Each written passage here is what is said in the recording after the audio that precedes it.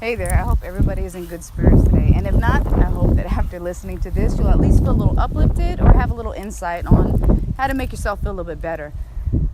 One of the things that's been heavy on my mind to talk about, because it's even happened to me as a person, is being labeled or being called things that kind of stick with you. And so we'll just call this breaking the trail. No, I'm not talking about breaking the trail when it comes to, Putin or something like that. I'm talking about actually breaking the trail of the curse of what somebody's called you or deemed you to be or whatever it is.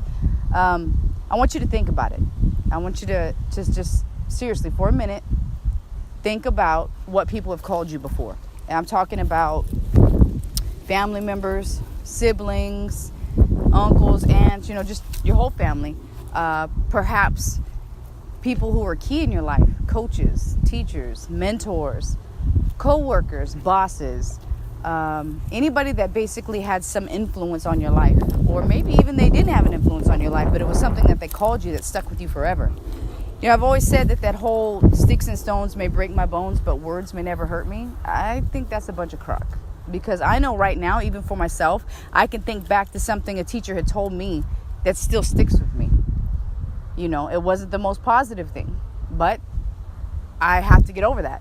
I also have to think about something that goes in even deeper. I have to think about what my former spouse said. I have to think about what a boyfriend has said, or somebody I've spent time with, or maybe even a girlfriend of mine who I thought was, always on my side or on my team, but maybe she said something that made me think twice about myself. Now, I do want you to understand the difference, though. I want you to understand the difference between constructive criticism and somebody actually saying something derogatory about you that you've allowed to stay next to you and with you through these years. For instance, let's just say that you had a sister who was, maybe she's, A1 in education, and she is a brainiac of the family, and she's on her way to become an MD, and the whole family, throws a party every time she's near. Then they look at you and they're like, hey, Tom, hey, Kim, why can't you be just like your sister Jenny, who, she's got everything going for her? But, and so you think about that every day you get up, and then you're confused about who you are. Or maybe it was an ex of yours that told you, you know what, you'll never be anything. You don't understand how to be this way or that way. You don't know how to make me happy. You don't know how to do this. And maybe you tried everything. So it really hurts. And maybe that lingers on. Maybe you're still feeling that pain of what these people have called you or what they have tagged you to be. And that trail's still following you. It still hurts. You're afraid to step forward with certain things because you feel like no matter which way you turn, it's going to be a loss for you. You feel like you're not going to be good enough for the situation. Here's the thing. You have to get past that in order to go into the next avenues of your life. You can't level up with tags and all these things that you have holding you down because of what people made you feel. Now, I know that this is easier than said. I know it is. Because the weirdest part, people can give us 100 compliments. 100 in one day.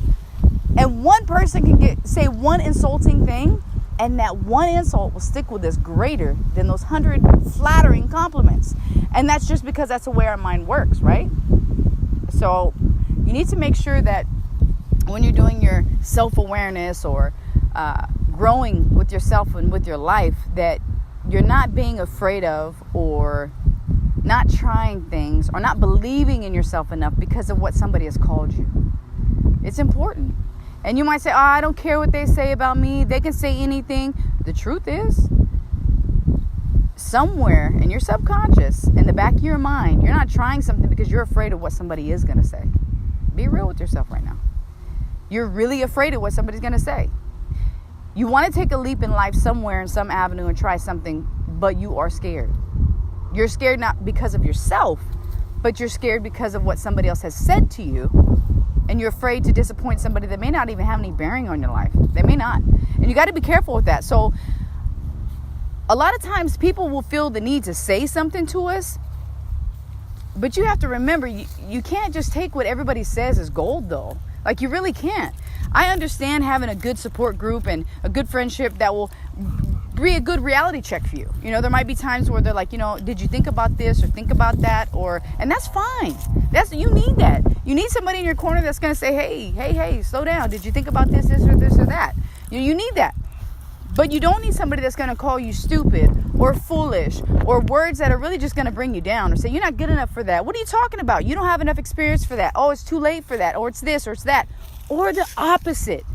So here's the other thing that people will do. People will try to put you in this futuristic box of what is, I guess, acceptable. They're like, oh, well, at this age, you should have this. By this age, you should have that. You shouldn't have these problems at this age. You shouldn't be going down that avenue at this age. Stop it. Stop it. Stop it. Here's the thing. Life is to be lived, okay? And at some point, no matter how straight and narrow you go, no matter if you went the way the book says you should go, or the direction or the manual or the parents or the mentor or the whoever in your life is guiding you, even if you went that way for them, hey, that doesn't mean it was meant for you. And I understand people are going to give you advice of stuff that worked for them. I get that. But you have to be careful, because unless you're going to be happy living in their skin and happy living their life, then you need to be, making sure that you're happy handling your life. And the one way you can do that is by looking at yourself and thinking about everything somebody has ever called you, everything you've even felt about yourself, because we are one of our worst critics. Like, we are. We look at somebody else's life and we go, but I want to be there. I should be there. I deserve that. But that's their life. Maybe you're missing something. Maybe these circles that you're going in them because you're missing the lesson. But here's the thing.